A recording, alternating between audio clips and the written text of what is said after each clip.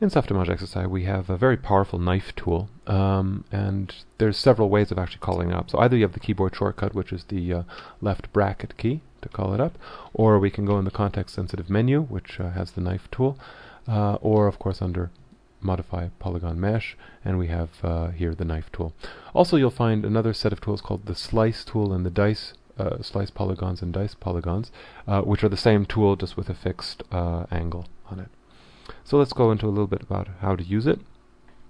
Basically we can just call up our tool on an entire subdivision or polygon geometry, just call it up, and it will now cut a slice through it. If I wish to go back in and change it, I can just grab this up and just reselect my knife tool. There we go. And you can see it. I can then move, for example, the slice up and down interactively. I can also go in and grab the property page for it. There we go.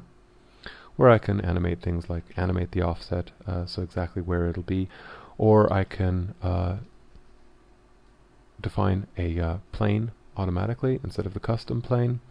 I can also attach a grid to use that as the actual cutting implement, and here under create grid and connect, so I can now create this grid and use that for actually handling the slicing, so like this for example. Furthermore, I have the possibility to go in and increase the number of slices. You'll see that it's now sort of getting a number of slices with various spacings and so on and so forth. Now the advantage of this is that I also have a point snap tolerance, which means that I can now snap to existing geometry close by rather than creating new tessellation, new edges every time, which is again quite useful.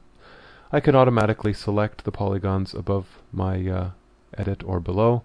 I can also delete the polygons above or below depending on what I'm doing. Now right here, of course, because we have the number of slices very high, we should just bring that down. So if I now put that back to none, again select polygons above, select polygons below, or maybe just delete them above or below. And again, of course, I can animate this to sort of fade in, fade out, whatever I want. Again, I have a custom plane here, which can of course be animated, can be connected, the grid can be animated, so you can animate these slices, these knifing tools automatically. The other thing about this is that I can automatically connect it to just a few polygons rather than the whole. So for example, if I select maybe just the arm here, something like that, I wish to maybe add some more subdivisions into an arm, or maybe cut it off, or whatever I want to do. So we'll just grab that, slice across, and even if I move it now across, it's only going to be restricted to the selected polygons, which is of course useful for certain things. Now another manifestation of the knife tool, as I said before, the slicing tool. If I go into polygon mesh slice, basically what that does is that now adds a slice right down a plane, in this case for example the x-axis. So it's basically the knife tool with an already predefined plane with an offset of 50%, so I can then now really just define where. But for example, for cutting your model in half to resymmetrize it or something like that, that could be very, very useful.